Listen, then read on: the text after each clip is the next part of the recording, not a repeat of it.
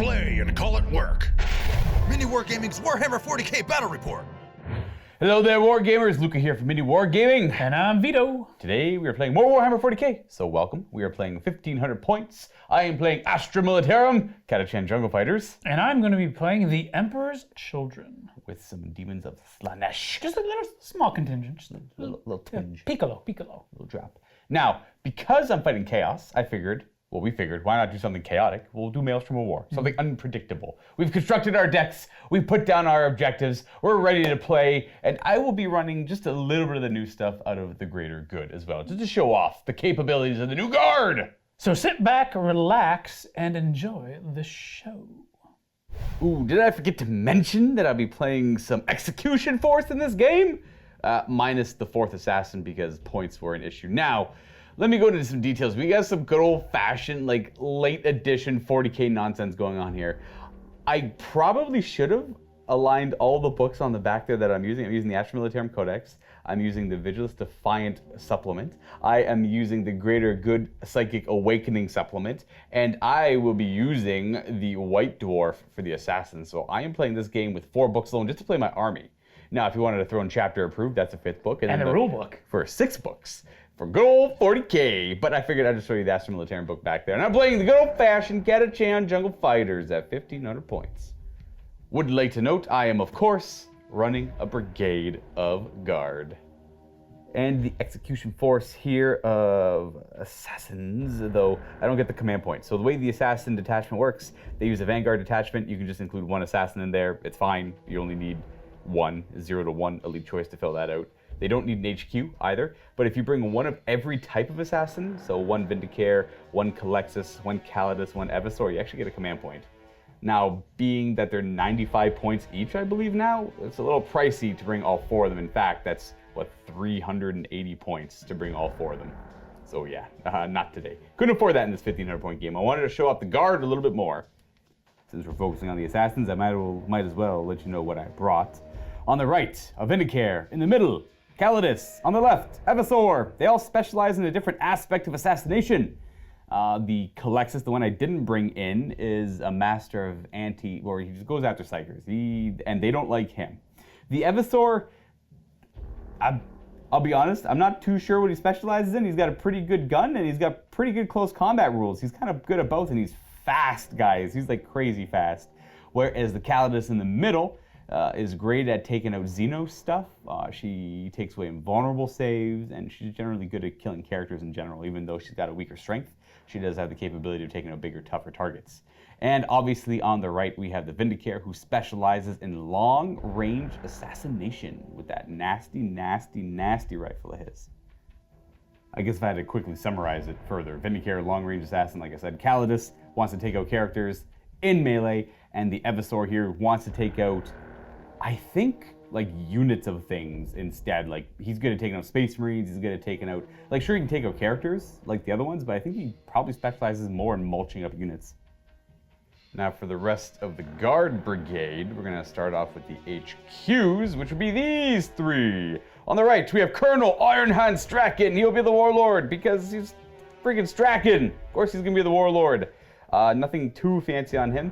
He will not be taking the Warlord trait, though. I'm going to be opting to sub that out for a Tank Ace rule from the Greater Good. I just love the Tank Ace rules. It's hard to pass them up. In the middle, we have a Primaris Psyker, who is going to know the Psychic Barrier,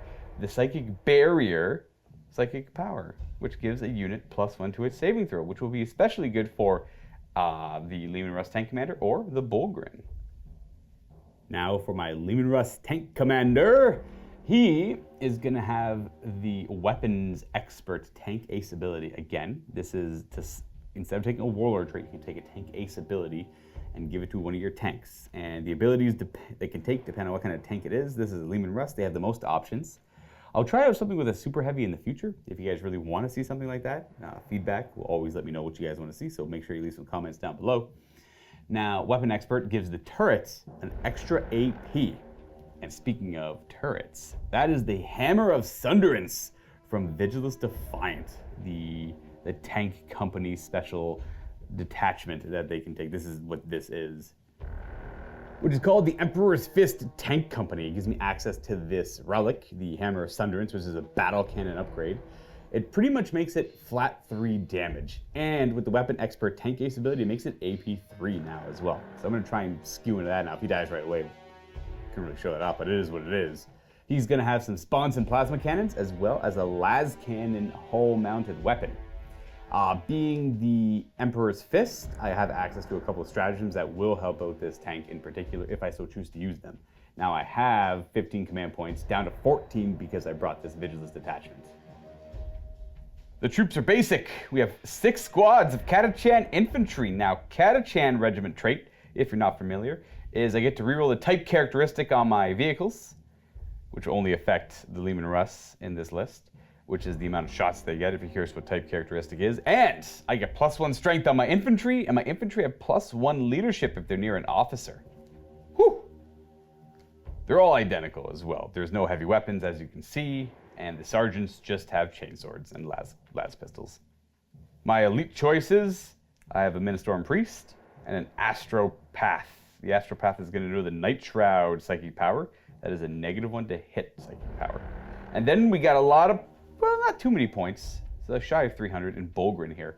We have 6 Bulgrin, 3, well, first of all, these are the 30k Bulgrin, if you're curious where I got these models from. We've had these for a while. They don't get to see a lot of play, but I think these are exquisite models. These are some of my favorite models, and they have bigger bases as well as the, well, this is bigger bases in general over Bulgrin, so I think that's to my disadvantage in most cases.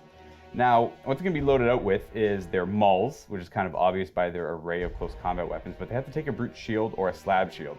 Now, the slab shield gives them a 2-up armor save, whereas the brute shield gives them a 4-up invulnerable save. I'm going to try and make this clear. The darker green ones in the front are going to have the 2-up armor save shield, which is the slab shield. The ones in the back with the light green are going to have the brute shield, which is an invulnerable save shield. Now, I am taking a mix of them, just so they have options when it comes to saving throws. Anything that's higher armor penetration, well, they don't care. They'll take that on their invuln save, and anything that is low AP but lots of shots, the 2-up save will hopefully kick in for them. That is going to bring us to our fast attack choice. I have 3 armored sentinels with las cannons and hunter killer missiles. I'm trying out a stratagem from the Vigilist, the Greater Good book here, and I bought the extra hunter killer missiles because maybe that'll help out. Now, I do want to note, yes, I'm aware, this one is a Scout Sentinel, but I figured I'd keep it easy on myself and everyone watching and make them all armored Sentinels. Plus, I don't like Scout Sentinels. Burn. The final thing I'm bringing are 3 heavy weapon teams, because they're cheaper on points. I would have normally liked to bring mortar teams, but we don't have mortar teams when it comes to our Catachan heavy weapon bases. There's a lot of las cannons. We got like 9 las cannon bases. We've got some autocannons and missile launchers. I chose to take 2 squads of las cannon bases, and then 1 squad of autocannon bases. Now, ignore the guy in the back there. He's a filler. I can't quite figure out where that 3rd autocannon base is. So if anyone is to die, it's that one first. So I apologize for that. And then that will be it for my 1,500 points today. I think I'm shy, like 7 or so points, something like that. Nothing too crazy, though. Let's go take a look at the Emperor's Children. And here we have that 1,500 points of Emperor's Children. I am running a battalion detachment and a little vanguard force of demons of Slaanesh. For my warlord, I'm going to be taking a demon prince. He's going to be armed with wings and dual malefic talons. For his psychic powers, he's going to be taking diabolic strength. His warlord trait is going to be loathsome grace. Whenever he makes a charge roll, he can re-roll it. Additionally, whenever he makes that charge roll, he gets +1 strength and +1 attack. So he's going to be a big old meaty boy. Additionally, his relic is going to be the Armor of Abhorrence. What that allows him to do is anytime he makes a charge, units cannot take Overwatch against him. So that's going to be super big. It also has another little caveat, is anything within 6 inches of him, if they go ahead and do a morale test and they lose any models, they lose 1 extra. That's okay, I suppose. I'm just taking it more for the no Overwatch. Second HQ choice is going to be a sorcerer. This is a brand new model. I actually love these sorcerers. They're pretty meaty, and they're on these gigantic bases too, which makes them so, I don't know, menacing, I guess is the word I can use. For his psychic powers, I'm going to be taking Prescience and Warp Time. For my troop choices, because I am playing Emperor's Children, all of my troop choices can be Noise Marines. So I have 2 units here of 10 Noise Marines. We have a Blastmaster. Everyone is equipped with their Sonic Weaponry, except for my unit champions. They are equipped with what you see is what you get, except for their Flamers. I didn't have points, so I did not equip them with that. And they are going to be riding in Rhinos. Please ignore the Havoc launchers. I actually think these are magnetized. Boop! Yes, they are magnetized. Nice. So I don't have those on the Rhinos, but each of them are going to be riding in Rhinos. I have another squad. This is my last squad of troops. A nice big squad here of 16 Noise Marines. I do have 2 Blastmasters in this squad, but everything is going to be equipped the exact same.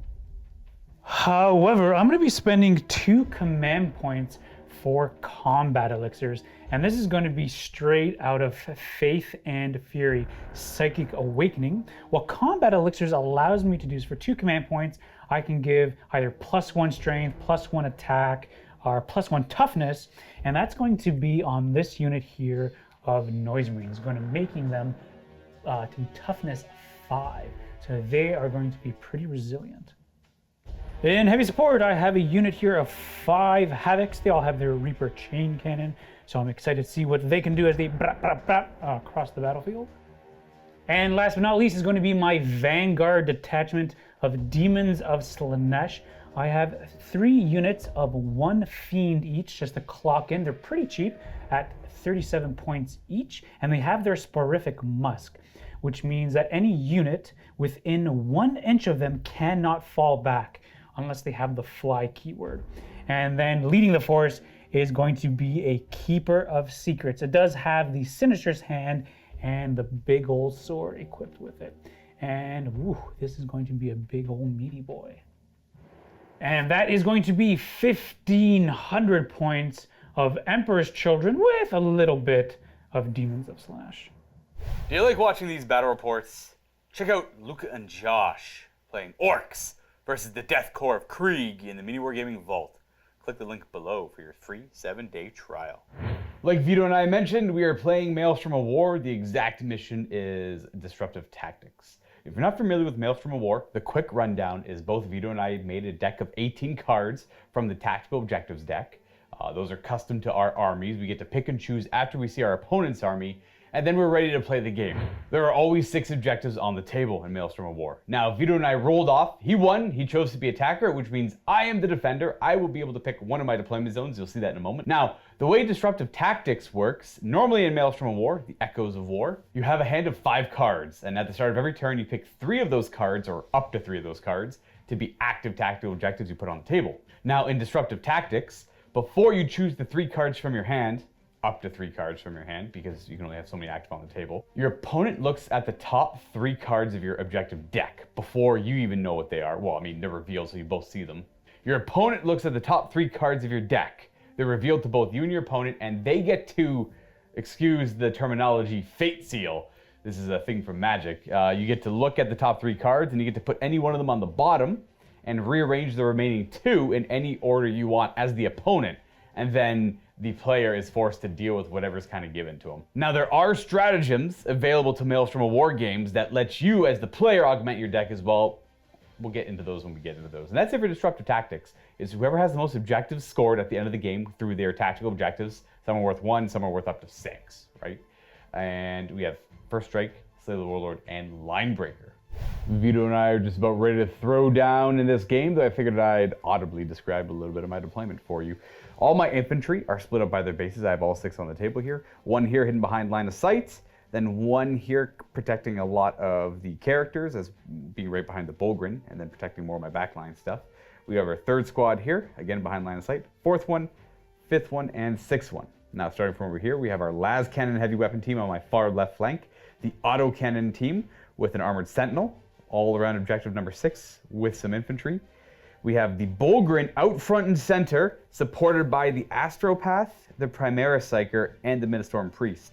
Should note that Strachan is deployed right over here in this little nook. He does blend in with the rest of the infantry, as he should. We have 2 more armored sentinels perched, ready to go. The final heavy weapon team of blast cannons, and the Lehman Russ tank commander. As we go ahead and take a look at the Emperor's Children deployment, we'll start over here on my left flank. We have a unit of Noise Marines inside of a Rhino.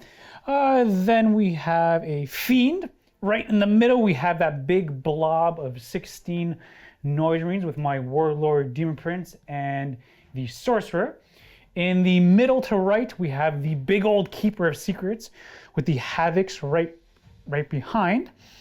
2 Fiends on my right flank, coupled with another Emperor's Children, Noise Marines inside of the Rhino. And to show off what's hidden, we have an Evasaur in concealment, and the Calidus here on the right. She's got a rule called, I believe it's called Polymorphine. She kind of blends in with the enemy, and then she reveals herself when she's ready to attack. And that'll be on turn 2, as per the standard rules of the game. Now, I should note that she does have a special rule, or they both do. When the Evasaur charges, he gets to roll 3d6. I can still only declare a charge target within 12 inches, though. He gets extra attacks when he does make a charge. Josh came in, he told me he's apparently just a psychotic killer who just goes on a rampage throughout enemy lines, and that's kind of like just mulching units, I suppose. Whereas the Calidus here is all about disruptiveness and throwing off enemy command. So she assassinates characters, but she also has an ability that makes command points cost more when they're used. In the first battle round, of course. I can extend that. I believe she has to be on the table, though. But we'll get to that when we get to that. I was thinking about spending 1 command point for tactical perfection to redeploy this Rhino somewhere over here, as Luka does have quite a bit going on near objective number 5, and I really don't feel like I have a lot of firepower to deal with it, as this Rhino over here on my left flank isn't going to be doing very much. However, I think I'm going to leave it there and just kind of focus everything, as maybe I want to leave the Rhino on objective number 2, or just focus more firepower into his Ogrins? Ogrins or Bolgrins? These are Bolgrin. Bolgrins. So that's what I'm doing. Now, being that you deployed first and I counter-deployed her, the attacker, you get to go first if you want to. I do absolutely want to go first. Try to get as much damage as I can. Well, then I will be the nasty guard player and attempt to seize the don't you do initiative. Not today, but it'll happen one day, and when it does happen, it'll be a bad mechanic. So I already have my 5 objective cards, but before we take a look at which ones I'm going to choose, Luka's going to go ahead and take my top 3 cards and take a look at them. So let's see what we get. And this is for Disruptive Tactics. And Luka, what did you draw? Now, these are the top 3 cards from Vito's deck. These are the ones he's going to be drawing at some point. I have to choose one of these and put it to the bottom of his deck, and then he gets to keep the other 2. But I get to at least choose the order of those other 2. It's pretty much, it's like the same as that, but this is worth more points than that. I'm gonna put no prisoners to the bottom of your deck, and that way secure objective 1, and for the Dark Gods, we'll stay on the top. Choosing to keep secure objective 1, even though it is in his territory, that means he'll draw it later, and then maybe keep a unit back there, and then thus slowing his kind of Emperor's Children in advance. The 3 cards that I'm going to be choosing is secure objective number 2, secure objective number 3, and one of the cards I'm allowed to keep face down. That's a little bit of a secret. Now, you can do this with all of your Scheme of War when you're playing Maelstrom. Right, that's just the generic rule for the game there. And for anyone who's curious, here's the overview of the table before we move anything. Objective number 2 is over here. Objective number 3 is over there. And then objective number 1, the one I kept on the top, is over there. The majority of my army is going to be surging forward, so I'm going to show you guys where everything ends up at the end of my movement phase. Let the advances begin. This is going to be the end of my movement phase. Starting off with my right flank, I advanced my Rhino. Not too bad, getting to objective number 5. Also advanced the Fiend, getting a little bit of cover around this building here. I advanced the Keeper, getting a 2. And with its base movement of 14, it advanced 16, so it flew across the board. Also advanced my other Fiend back here, which went ahead and grabbed objective number 3. In behind the tree here, hard to see, sorry guys. It's directly underneath his base. That's one of the objectives Vito needed. Yeah, and then I just moved up my Havoc 6 inches, then they get to ignore the penalty for firing their heavy weapon, so that is A-okay with me. And then coming into the middle over here, I moved up my Noise Marines. They're full 6 inches with the Demon Prince and the Sorcerer. The Sorcerer did advance as well, but I did not advance my Demon Prince. The Fiend back here just went back and grabbed objective number 1, knowing that I have that card. And then I advanced my Rhino all the way to objective number 2. And that is it for the movement. So, gotta remember, Noise Marines have assault weapons except for the Blastmasters, I believe they're called, the heavy weapons. The Blastmasters. They won't be firing those, but still a lot of the potential assault weapons coming my way with the Sonic Blasters. But we have the Psychic phase first with the two Psychers there, and then the third Keeper of Secrets over here. Or the third Psyker being the Keeper of Secrets. I do have 2 Psychers for Deny the Witch, but they're only in range to stop the Keeper of Secrets psychic powers. First power that I'm going to start off with my Sorcerer is going to be Warp Time. If the power successfully goes off, I choose a unit that is wholly within 3, or not wholly, just within 3 inches of that unit. If the power is successful, they get to make a normal move. Looking for a 6. Oh, got it with right on the dot. No stopping it. And I'm just going to go ahead and move these Noise Marines another 6 inches forward. Hello. Bam! And then up just like so. The second power that he's going to try to cast is Prescience. I get to add 1 to the hit rolls. Looking for a 7.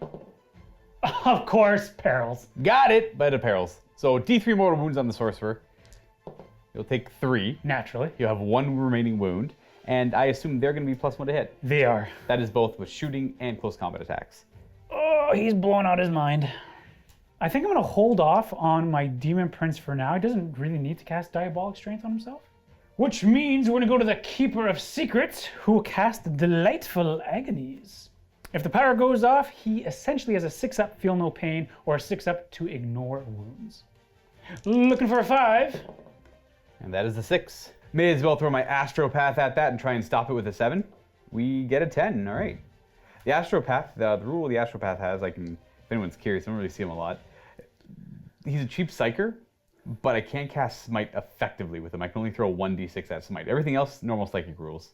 The last power that the Keeper is going to try is the Symphony of Pain. If the power does go off, the closest enemy unit suffers -1 to hit. Looking for a 6.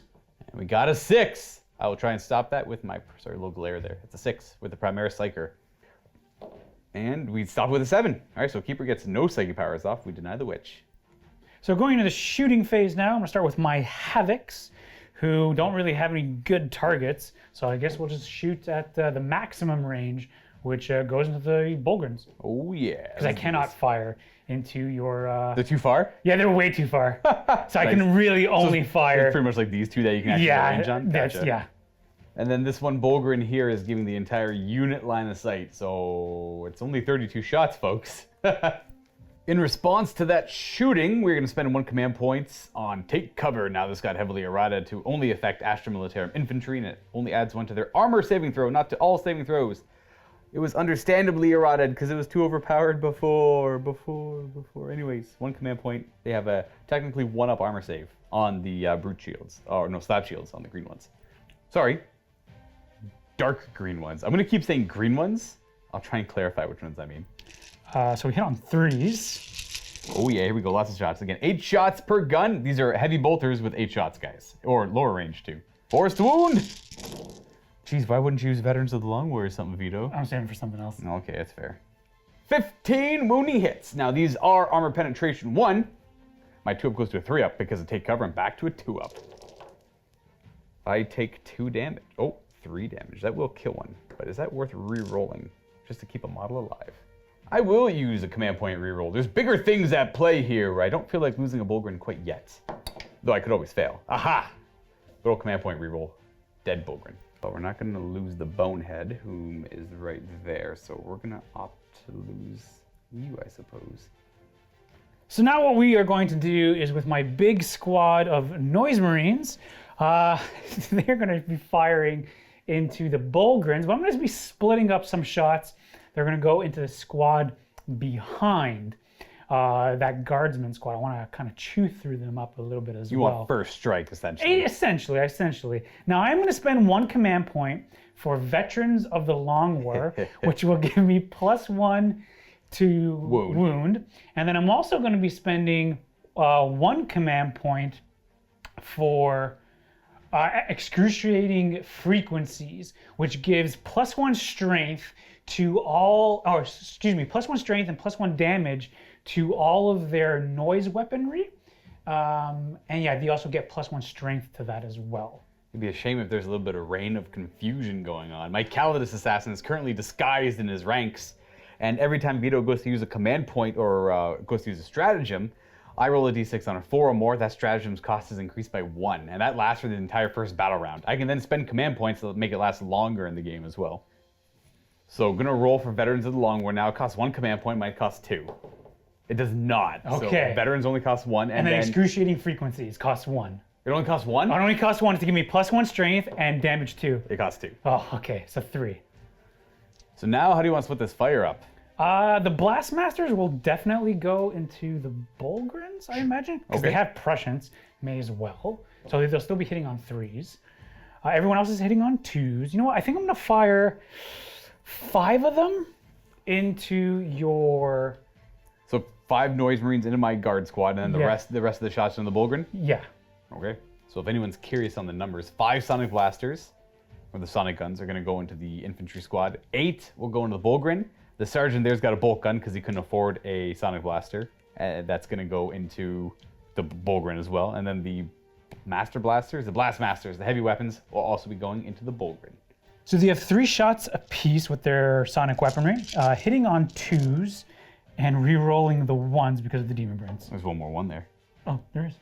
No, the reason I didn't take prepared positions early on is because these guns all ignore cover as well. So it wouldn't have helped all that much.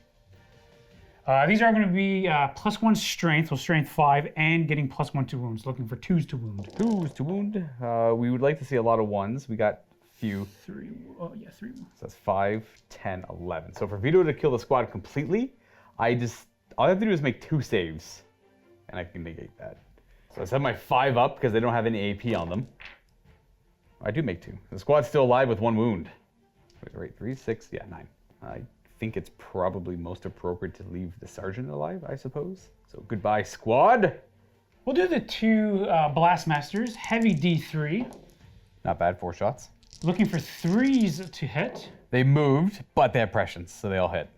Looking for 2s to wound with all the buffs. Because, yeah, mostly because of the veterans. We have 3 wounding hits. These are -2. We currently have a 1-up armor save, but they also ignore cover. But take cover technically doesn't give cover, it just gives me +1 on my save, which is nice.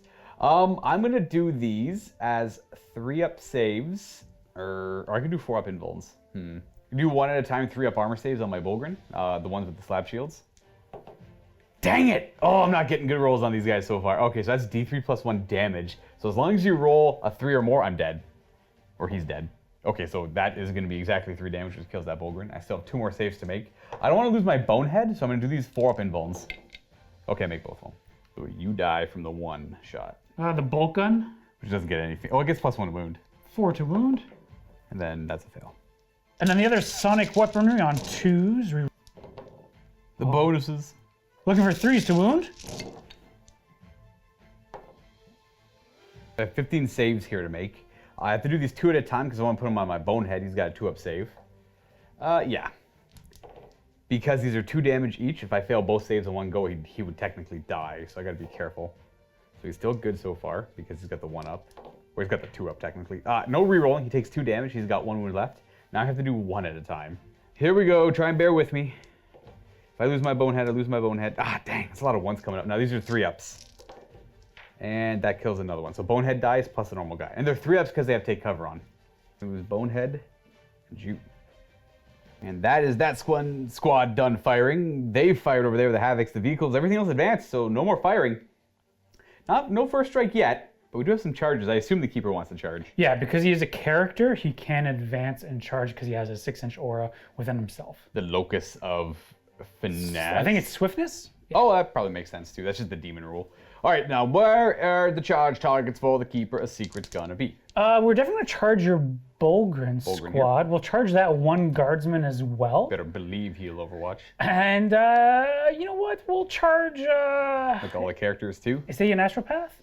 That's an astropath. That's a primary psyker, and that's a mission or a priest. Oh, I guess we'll go after the astropath. That's the primary. The primary psyker and the guy beside him. Sure. So just essentially charging all this stuff here. Yeah. Well, I got a little bit of piddly Overwatch, which does nothing collectively. I just rolled it all quickly. Saved you time. Charging. Ah, man, I was hoping you need a reroll. Make it cost a little bit more. So in comes the Keeper, folks. Hello there. That's all the charges to do. So we're just gonna go ahead and do a bit of, Pile into both those more. These pile into him. Now, where would you like to do these attacks? Well, we definitely gotta put some into the Bulgur, and I gotta finish off that. The Lone Guardsman? Yeah, I gotta finish him off. So let's see how we want to divide things up. Splitting up my attacks, I have 6 attacks with my sword. They're gonna go into the Bulgurins. 2 attacks with my Snapping Claws into the Bulgurins, and then another 2 with my Snapping Claws into that Lone Guardsman. Yeah. I get to do an extra 4 attacks with Snapping Claws at full wounds. And so, again, 2 there, and then all 6 swords going to try and cut them down. Nope. We'll start with the Guardsman. Live! 2s. Okay, Both we got hit. Both hit, and it's 2s to kill. And you get to reroll 1s as well. So the Guardsman's dead. That's first strike. You know what, buddy? You did good. May as well continue with those claws. Both hit on 2s. Okay. Looking for 3s to wound. Okay, getting 2. Brute Shields stops both. In come the sword on 2s. No Oh. rerolls. We got 1 miss. He's going to be at strength 8, so still 3s to wound. Oh, okay. No 1s. We got 4 wounds. These will, of course, also be Brute Shields. So 4 up invuln. Ooh. 3 damage apiece. So even if I re-roll 1, it doesn't really matter. Well, I guess I can keep 1 alive. They can do a lot of damage. Man, I really don't want them to go down like little silly weaklings who didn't do anything, and they're super cool models. I want to use my command points for other cool things. I'm going to re-roll here, though. Oh, they're going to stay alive. One's going to die. We're going to keep that one alive. This one gets cut down by a sword. Now I retaliate with the Bulgrin. He's just going to stay where he is. He is -1 hit because of Mesmerizing Aura on the Keeper's Secrets. The sword didn't wound him, so I'm fine with that. No negatives hit from the sword. I do get an extra attack from the Priest, though, so I'll be at 4 attacks. 4 is to hit, though. Oh, come on, buddy. I would have missed anyways without the -1. 4 wound. I'm strength 7. Oh, we do wound. 5 up invul. Ooh, that's 2 damage. Just tear a big chunk out of the Keeper's Secrets. What's it got left? 14? It currently has 14 wounds remaining. The only other character in range to attack, being within an inch, would be, and I didn't want to, I guess I could have heroically intervened, but I didn't, and I'm not too concerned about it, will be this guy, Will. Actually, he doesn't even need to. He's just going to stay right there and attack. Hitting on 4s because of the -1 with my Psyker Staff. Oh, we miss all over the place. We would have had a hit. Would it have wounded? Nope. And that's going to be the end of combat. Because I do have my Sinistrous Hand, and I did kill something, I do get to regain D3 lost wounds. For 2. Okay, just negates the damage I did. No! Back up to 16. And comes the Battle Shock phase. Now, I don't know if I want to spend any more command points to keep this Bulgrin alive. I was hoping to do about 4 to 6 damage if I was going to get lucky. You know, hitting on 4s, moving on 4s is not very likely with 4 dice. In the end, I got the average. Being leadership 7. Oh, by the way, none have to be taken for the Emperor's Children, which would go normally first. The only one that has to take a morale check is me here with the Bulgrin. We don't get any regiment rules because we're auxiliary forces. We don't have any commissars nearby because Catachan don't like commissars, so I didn't want to bring them. This is a straight roll off. I could spend 2 command points to make it auto pass. On a 2, we're okay. On a 1 or 2, we're okay. Aha! Save my command points. The cards that I'm going to be scoring at the end of my turn are going to be Secure Objective number 3, Secure Objective number 2. And did you get this one? I did. And it is going to be the Long War. If destroyed this turn, okay, just D3 if you each Imperium. Okay, so you get D3 points. Yeah. Long War gives you more points based on more things you kill. So you're going to get 2 points for that and D3 because you killed an Imperium unit. So 1. So 3 victory points for all those, and you got First Strike, giving you a total of 4-0. So with the score being 4-0 for the Emperor's Children, it's a strong start for them. They do really like to go first, so that is their thing. They want their demons to get into combat, and they want their noise marines to be able to fire their noise guns. And that essentially worked out pretty good for Vito. Now, I'm okay with the amount of damage I took. It was excessive, but the Bulgrin absorbed a lot of that firepower, which is their job, essentially. Now, much like Vito, what I did to him, Fate Sealing, putting cards to the bottom of his deck, he gets to do that to me now. These are the 3 cards that were on the top: Witch Hunter, Master of the Warp, and Supremacy. Now, Vito, which one of these is going to the bottom of my deck? Ooh, so... They're all doable. Right, we've got tons of Psychers that are on the board. You can't potentially do Master of the Warp and score D3 victory points if you control any 3 objective markers. I think the one I'm going to choose to go on the bottom of the deck is going to be Supremacy. Goodbye. The 3 tactical objectives I'm going to go for this turn is going to be, the first one is Hammer of the Emperor. It's a guard specific one. I got to kill an enemy unit on an objective already. Overwhelming Firepower is a great one for guard to draw right away. Kill something with shooting, and then 1 secret objective as well. Movement with the Bolgrin. He is going to be leaving this combat. Primaris Psyker is going to take a few steps back towards my tank commander. And then the Ministorm Priest will advance. He's going to roll a 1, so he's going to go 7 inches, but we're going to go skirt around this Keeper of Secrets. And we're going to end just outside of an inch over this way. That way, if it survives and it heroically intervenes, it has to go closer to the priest here. And this Astropath is going to take a step back as well. The Catachan God fear no evil. They move forward, and they're just going to try their best to gun down this Keeper of Secrets. First squad ends there, second squad following behind them. Now from that squad to this squad, they're going to poke their heads out a wee bit. Just try and stay safe from the Noise Marines, but take some pot shots over at this Keeper. And then Strachan is going to be very brave and stay exactly where he is. I kind of want to charge in Strachan and do like the final few shots, but I think the combined firepower I have here should take that out and some. The squad of guard that is protecting the las cannons and all that, in between the space cans, are going to move forward. They're future sea cans, so space cans are going to move over here and take some shots at the Keeper of Secrets as well. Now these guardsmen here are probably going to die to Noise Marines later on, so we are going to see if they can't go in this direction and also shoot at that Keeper of Secrets, but forming a chain to kind of protect my las cannons a bit if I can. Everything else is going to stay still. Doesn't really have any need to move. We got some good targets, got good sights.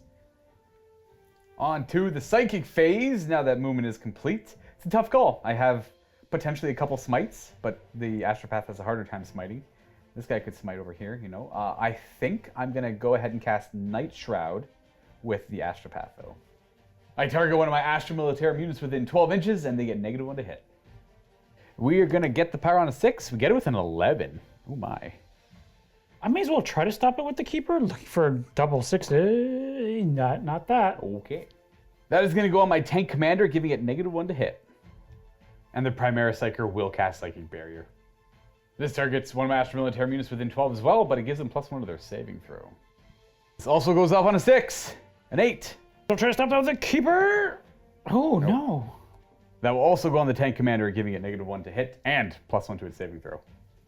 Now, during my first battle round shooting phase, I'm going to spend a command point on Strike First, Strike Hard, which is a new Astra Militarum stratagem. It gives anytime an armored sentinel or a scout sentinel goes to fire in this shooting phase until the end of this phase, it gets +2 to hit. The tank commander is going to order himself Gunners, kill on sight, which allows him to reroll hit rolls of 1. And then Strachan is going to go first rank, second rank fire on this squad of infantry, and he's going to order this las cannon team to take aim. Reroll hit rolls of 1. All right, let's go ahead and do the shooting phase proper. We are going to combine a lot of fire to speed this up. This squad of infantry, this squad of infantry, this squad of infantry, this squad of infantry, and that squad of infantry, I'm just going to pool all of their las gun fire into the Keeper of Secrets. It's not very, I have no other targets I want to shoot at with them. I know they're not going to kill him with that volley of fire. I just want to see how much damage I can do in one die throw. So after everything is said and done, it's going to be 86 las gun shots plus 1 sergeant in range to throw a frag grenade, which is going to be an extra 6 shots. Not bad. Before I go any further, Vito, would you like to use Warp Surge? I will not, Luka, because I know that shenanigans that you got. Might cost you 3 on a 4 or more. So here's half the amount of shots these hit on 4s with their las guns. Pew, pew, pew, pew, pew. Pew. These are the wounds. We need 6s. We'll pool those up. That's not bad. It's going to be second volley. We have 6 wounding hits so far. 4s to hit.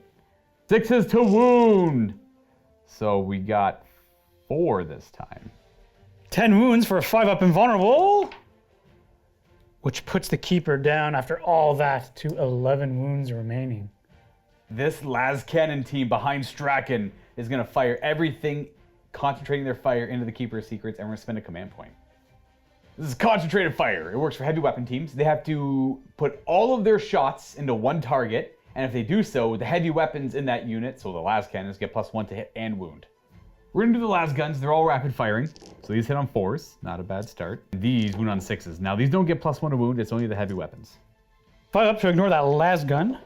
Oh, takes a wound down to 10.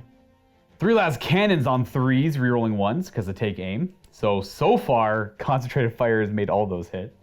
2s to wound because it gets +1 to wound. I'll use my I'm trying to think. Yeah, I'll use my command point here. 3 wounds. Ooh, 3 5-up saves. Oh, all 3 go through. Ooh. All right, Vito's not going to go for the reroll with the confusion rain. So here's the damage. Oh yeah, that is well more than just 15 damage. Almost killed in one shot. Bang, bang, bang, bang. Guard can handle anything, baby.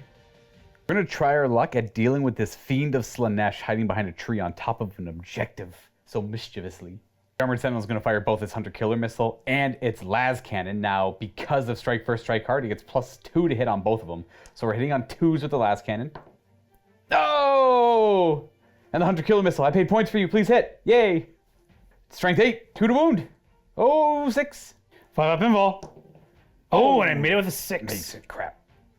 Oof. All right, second Sentinel's going to take a shot at that same Fiend.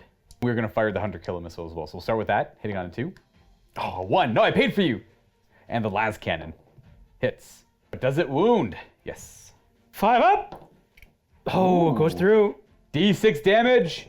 Got it. Oh, no. Well, not one shot. It took a little bit of effort, but now coming over to this side, we're going to fire these las cannons just down at the side of that rhino right there in front of objective 5.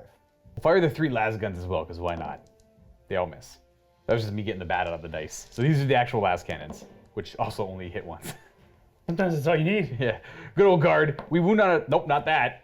Scout Sentinel, or it's Armored Sentinel for this game, is going to fire at that rhino, and we'll fire the Hunter-Killer Missile as well. Why not? Start with the las cannon on a 2, because it gets +2 to hit. Wounding on a 3. That's a wound. 6 up armor. Oh, it's a 1. Las cannon's damage, 4. Not bad. The Hunter-Killer could kill it if I get lucky. It hits on a 2, and wounds on a 3. Yes. 5 up save.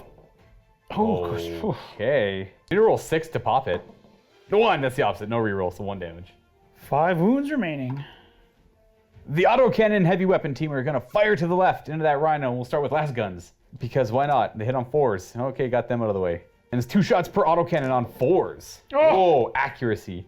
4s to wound, strength 7, only 2. 4 up save. I do nothing.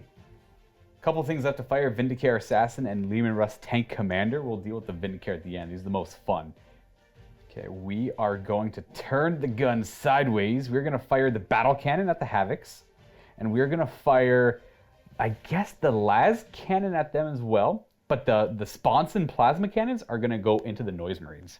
The one's right over here. Oh, yeah. We'll start with the plasma cannons. Now we're Catachan. We get to re-roll these if we don't like them. We take 2 shots. We'll keep that one, and we'll get 5 shots. Of course, we're supercharging it, so 3s to hit, re-rolling 1s for the order. We have 1 miss. 2s to wound. 4 wounds on them. 4 6-up saves.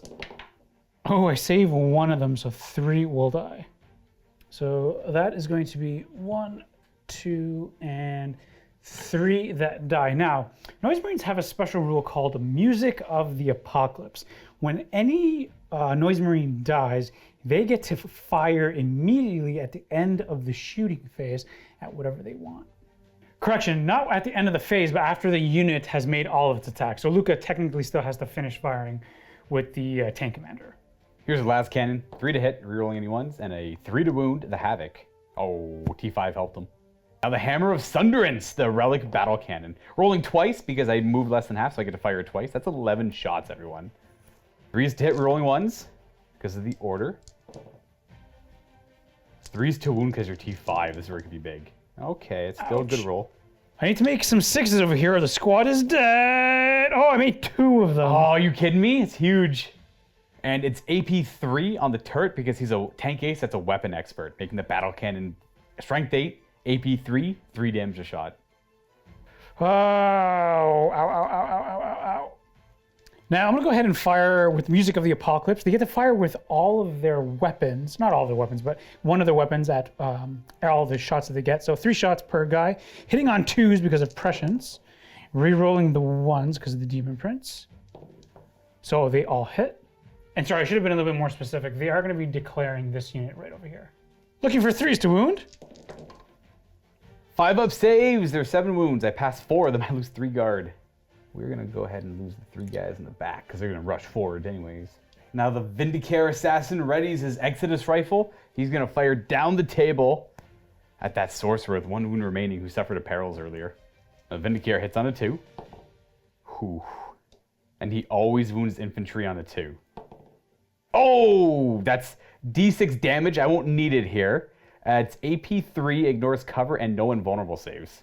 Whew, he's got a 6-up armor save. Oh, no. That takes him out. Bam, down goes the sorcerer. Why'd you gotta go perils like that, my bro? And now because I killed a character with an assassin, I'm going to spend a command point on priority threat neutralized. It costs me 1 command point, but if I kill a character, I get 2. If I kill a warlord, I get 3. Whew. So I net 1 command point. Which I will then immediately spend on double kill, which will allow the Vindicare Assassin to shoot again, but at a separate target. Boo! Boo! And it's gonna be the Demon Prince! Always hitting on a 2. Oh! Womp womp. Yeah, right through him. We're past him. That'll bring us to morale, because I got no charging, no fighting to do. This squad here took some music from the Apocalypse. They lost 3 models, they're currently 7. So we are gonna be fine. Havoc's lost 4. So on a 4-up, they will run away because I took the champion out. Because he's got bad weapons. Oh, yeah, he's gone. Boom. And then with these Noise Marines, I lost 3. So on a 6, nope, they're okay. Now for my victory points, I do get all 3 of them. This again was the guard specific one where I had to kill a unit off of an objective, which was the Fiend. So that's worth 1. This is overwhelming firepower. I killed 3 units. I killed the Keeper, I killed the Fiend, and I killed... You also killed my sorcerer. That's what it was, the assassin. Yeah. The assassinated the sorcerer. That's worth D3. So it's gonna be worth 1, which is fine with me. And then this secret one, Area Denial, which is also killing the Fiend off the middle of the table. So nothing's within 6 inches of the center. There are things within 12, so it's only worth 1. So I get 3 points as well. Luka will also be getting another victory point for first strike, as he did kill something in the first turn. So the current score right now is 4-4. It is a pretty bloody game. I did not anticipate taking that much. I mean, I should have anticipated. Who am I talking about? This is Catachan Imperial Guard. It is going pretty good. Let's see what the Noise Marines can do as they get ever closer as we go into turn number 2. Here are the 3 cards at the start of Vito's turn before he puts any new tactical objectives down off the top of his deck. These are from the top of his deck. I get to put one of these on the bottom. I'm going to put Secure Objective 4 on the bottom, and then these 2 will stay on the top in an order that I dictate. The 3 cards I'm going to put down are going to be Overwhelming Firepower, Secure Objective 1, and 1 Secret one. This is the one that I allowed you to stay on top of the deck. Keeps the Fiend back there, though it's an easy grab for you now. And that is where it is in correlation to the rest of the table, way back there in Vito's lines. Then, at the start of the second battle round, the Calidus Assassin, because she's in my army, I'm going to spend 2 command points on Supreme Deception. Her ability that makes Vito's stratagems cost 1 more command point on a 4 or more will last this entire battle round as well. Monster. And that got eroded. She doesn't have to be on the table for that one anymore, which is good. She can still hide in disguise and show up later on. Start of the movement phase. We're going to have some Noise Marines come out of this Rhino and start playing with the ears of these burly men. And they're going to end up after that, after their movement. Rhino doesn't have a ton of movement left. I'm just going to go ahead and land right on top of the objective. Ooh, see if he repairs on a 6. Oh, right. Bam. Oh, wow. Oh, Okay, nice. goes up to 6 wounds. Nice. I'm going to hold off on that Fiend, but right now with these Noise Marines, we're just going to go right into the middle, and I have a nice commanding position. To die horribly under weight of fire. And we're going to get you to hear the noise. Demon Prince has to advance. Need to be aggressive with him. 2? It's 14 inches. Okay. So coming up behind the tree, hiding from the Vindicare Assassin. And then from this point, the Vindicare has no good line of sight on that Demon Prince behind the tree. It's hard for me to get down to the angle to show you, but believe me, he is hidden for now. You know what? I was thinking about what to do with this. I just need to get it right into where the rest of Luka's army is. So let's just go ahead and advance it. Don't need objective 2 that much anymore, so it goes 14 inches. Moving Choo-choo. aggressively towards the next objective. Going into the psychic phase now, we're going to go ahead and just cast Smite from my Demon Prince Warlord, who can just see the slightest little bit into that Bulgrin. And we get it. With a 9. Might as well try and deny it. Primary Psyker needs a 10. So we roll a 7. Not good enough. D3 for 2. He's got 1 wound remaining. Good old Bulgrin. Going to the shooting phase now, we are going to start with my Noise Marines.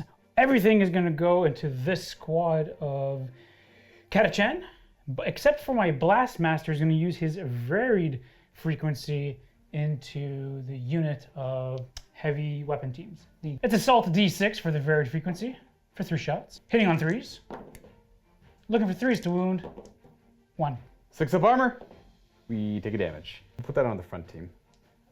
Sarge just got a bolt gun, so you can throw him with the sonic guns because the profile differences won't matter here.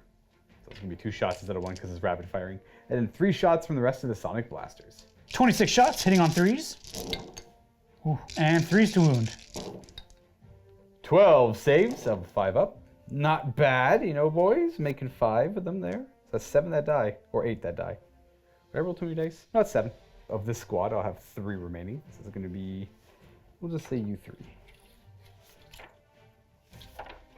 And the Rhino, its Combi Bolter, is going to go into the squad. We are within rapid fire range, so on 3, unless it's bracketed. He's not anymore, he healed. And 3s to wound. Okay, 1, 2. 5 up armor! Sure, Jeez. okay.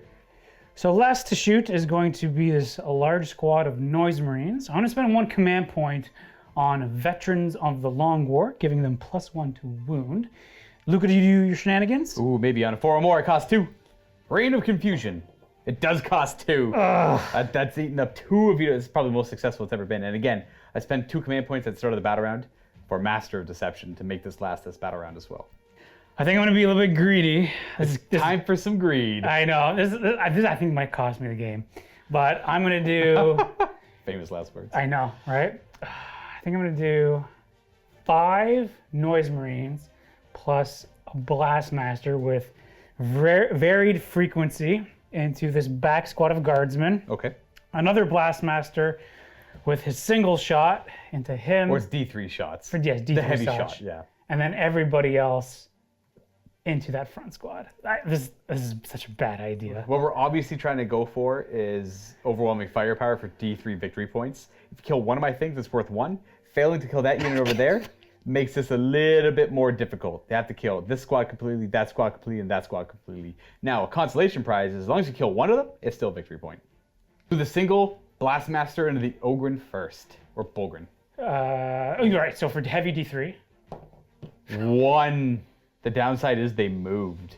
So it's going to be hitting on 4s. But still good enough. Oh, on a 4. That's not even a 1 for him to reroll. So Vito's thinking about re-rolling because that pretty much means his plan immediately fails to try and go for the D3. But if you do the re-roll, it might cost you your last 2 command points because of Reign of Confusion. Yeah, and I can't even do like Endless Cacophony anymore. Right. Because it might cost me 3. Exactly. You know what? You could, I'd say just bank on the Endless Cacophony though, and like if I don't roll 4 up, then you're fine. But then but then I can't use it at all. Exactly. I don't know. Right? It's a tough call. The fact that the fact that veterans cost 2 really sucked because that means Endless Cacophony might cost 3, and if something costs more, if it ends up costing more command points than you have, then you can't use it. I'm not going to spend it on a reroll. We're gonna try and bank on the Cacophony. This is the worst. So varied frequency D6 for 4 shot. That's again into this squad of guard. Hitting on 3s.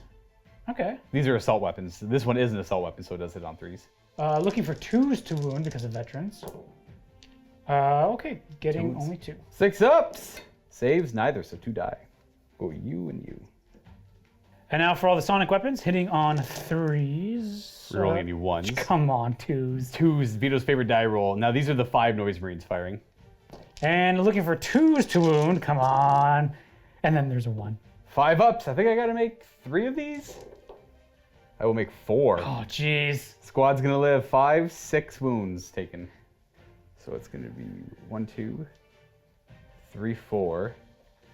Oh, if I pull the sergeant, it makes them untargetable later for Cacophony to come up, but it makes their leadership real poo. Will be near a Catachan officer, so their leadership will be bumped back up. So I will take him, and then we'll pull you as well. I'll just have the 2 guys remaining behind the wall. There's a bolt gun and 5 more guys firing at those guard. On 3s, rerolling the 1s. Lots of 1. 2s to wound. 10 more saves. I will make 2 of those. 8 will go down, but there's only 7 in the unit, so they are dead. That will get you overwhelming firepower. Now at the end of the shooting phase, would you like to risk losing all your command points to Endless Cacophony maybe not going off? Tell you what, no. That's awful. So if I, again, with the Reign of Confusion for my Calidus, if I spend once he goes to use the command points, he's only got 2 left, it costs 2 to use Endless Cacophony. I roll a d6 on a 4, but it turns out it costs 3 command points, which he doesn't have, and the other 2 get burnt. That's so strong. Well, it makes it so you don't want to use them. I know. Right? This does it's supposed to do exactly what just happened. Unless you're desperate and you really want to do it. No, I don't. Okay, no. We'll save it for next turn. Yeah. Next turn, the ability's turned off, and I can't use that. I can't continue it any more than 2 battle rounds. Anyways, on to charging. The Noise Marines, they'll go ahead and make a little bit of a charge. Well, this guy's going to throw a frag grenade. He's going to shoot a las gun, and he's going to shoot a las rifle. So grenade, 1 shot, nice. Total of 4 shots then. Then we got a hit.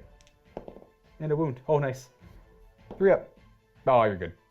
And then my charging. Would you like to spend a command point and maybe Shut up, Luka. It'll maybe cost 2?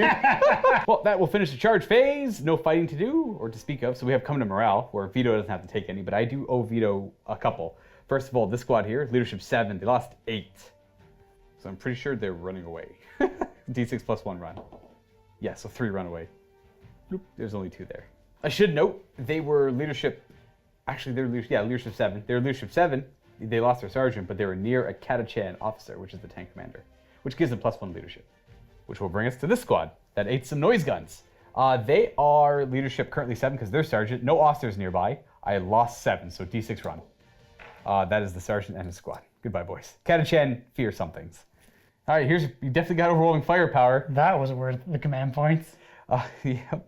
Secure objective 1. My fiend's on that, so I'll get that. Did you get this one? I did.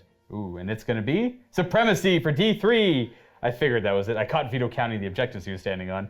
This is going to be 4 victory points. Not bad. So kind of a 4 every turn. So if Vito's at 8, I'm at 4. So my major goal this turn is to accomplish whatever objectives I see fit to put down, as well as deal with all of these noise marines around me. Now there's that big squad of like 14, 13 remaining I got to deal with. There's a demon prince in hiding. There's a lot of things to consider here. Well, I'll let the objectives lead me for the most part, but I think I have a general idea of what I want to do on my turn. These are the next 3 cards from the top of my deck. Vito has to bury one of these on the bottom and put the other 2 on top in any order. So we have Assassinate, Big Game Hunter, and there's a bit of glare. Secure objective number 4. That's the guard specific 4. Which is troops on the ground. If I hold 3 objectives, different objectives with infantry, I get D3 victory points. I think I'm going to put Big Game Hunter in the bottom of the deck. My 3 cards for the turn, no prisoners, kill anything, and I get more points if I kill more things. Master the Warp, get a psychic power off, and 1 hidden objective. So movement's going to be pretty basic.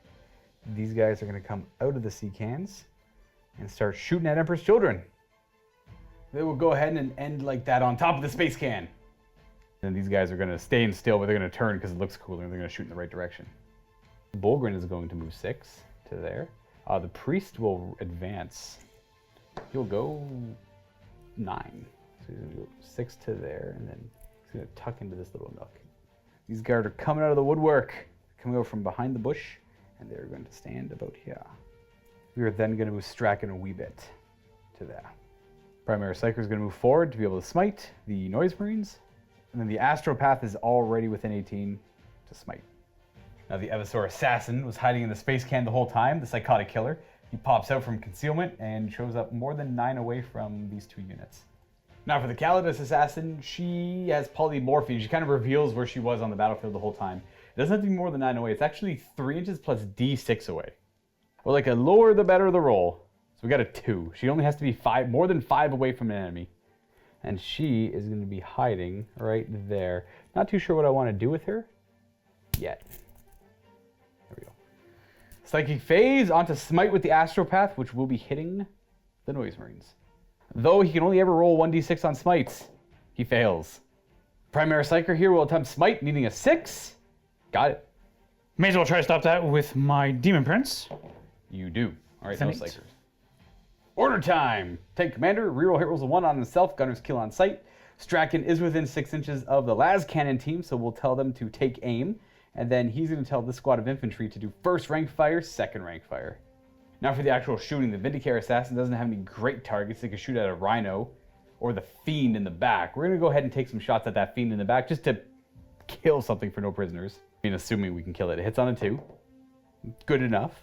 It does not have the infantry keyword, so I don't automatically wound on a 2, but I am strength 5. So we wound.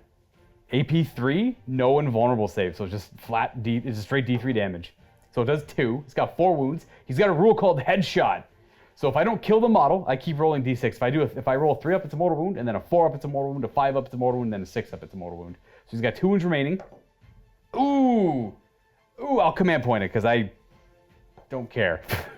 So that's 1 wound. Oh, I failed. He's got 1 wound left. Whew. 1 wound left. All right, time to do the rest of the boring guard fire. Then we'll do the remaining assassins at the end. This squad of Catachan guard going to fire into the Noise Marines. 16 shots with the las guns with first rank, second rank up. 4s to hit. 5s to wound. We're going to have 1. 3 up save.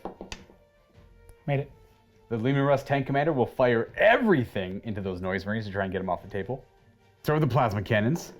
We'll keep 5 shots. 3s to hit. 1 miss. Because they're T5 with the stratagem, it's only 3s to wound. Stopped one of them. 6 up save. Oh, 3 die. Firing the relic battle cannon twice because it didn't move. I'll reroll the 3. Getting 11 shots. Whew. 3s to hit. Rerolling any 1s. We have 1 miss.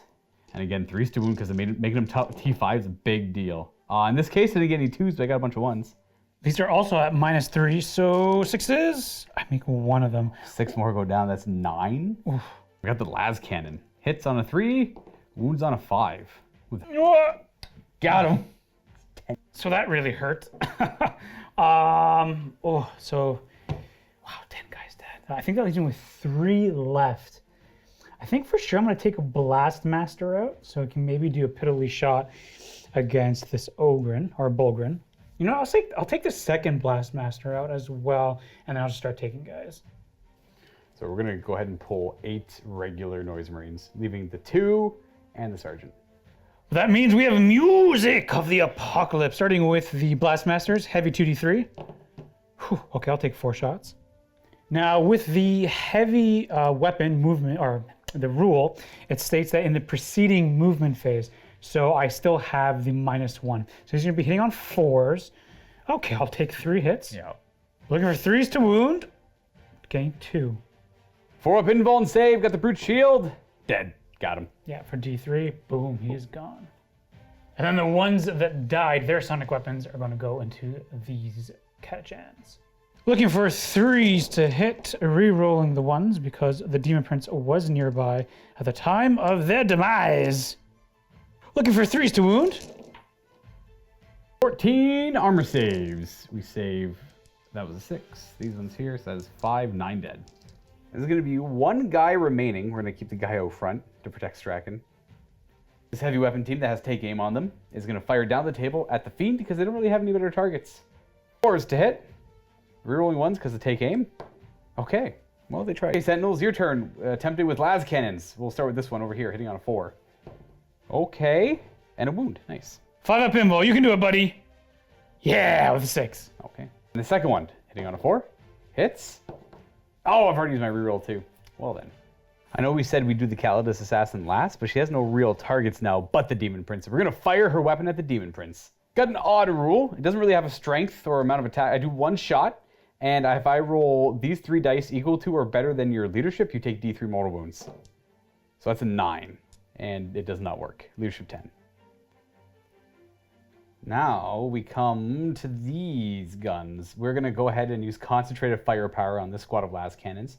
And we're just going to go into the Rhino.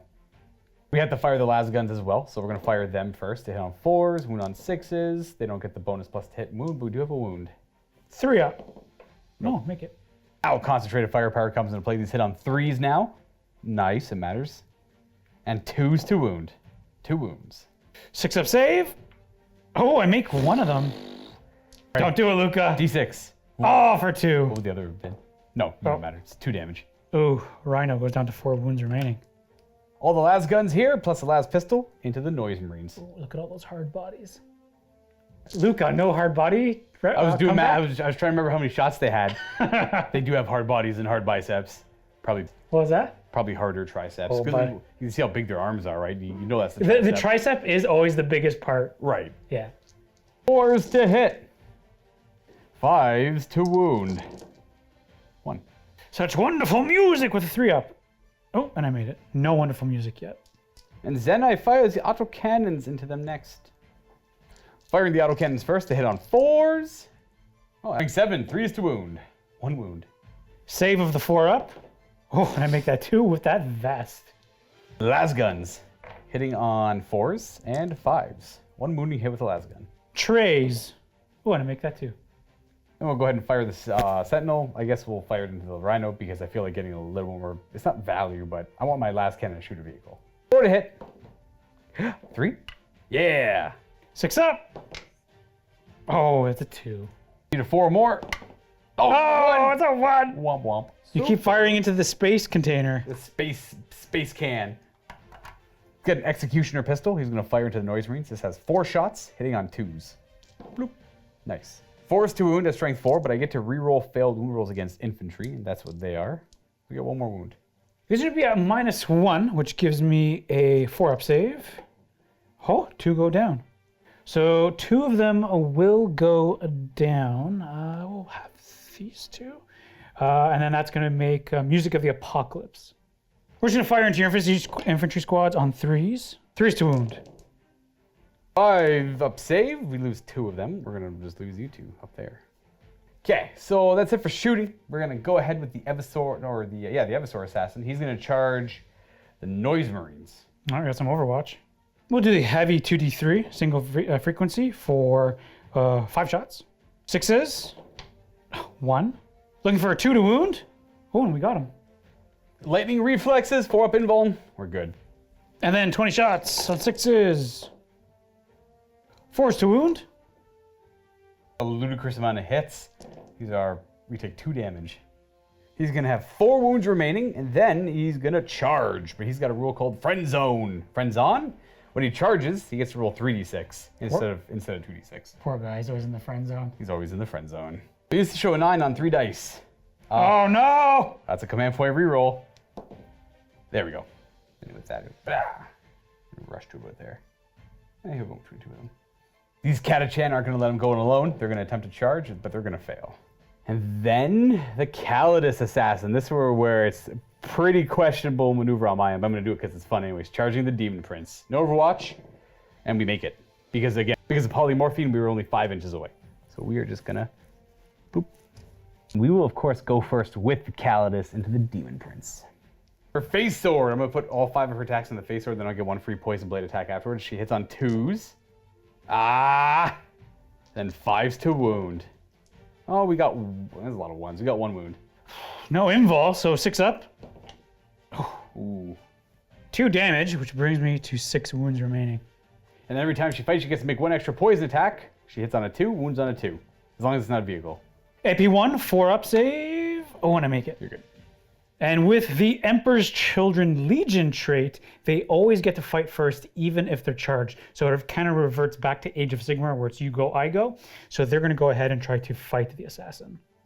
And then now I'm going to go ahead and pile in to try to get as many as I can to fight the assassin. So before we go any further, at the start of the phase, we were going to do hypermetabolism on him. Kind of forgetting that they have 2 attacks base, that they only had 1. Once I was informed they have 2 each, yeah, the math goes against him. So hypermetabolism for 1 command point, he'll have a 4 up to ignore wounds, just not mortal wounds. All of these hitting on 3s. We got a couple of Death to the False Emperor. Looking for 4s to wound. Oh, yep, that's what I expected.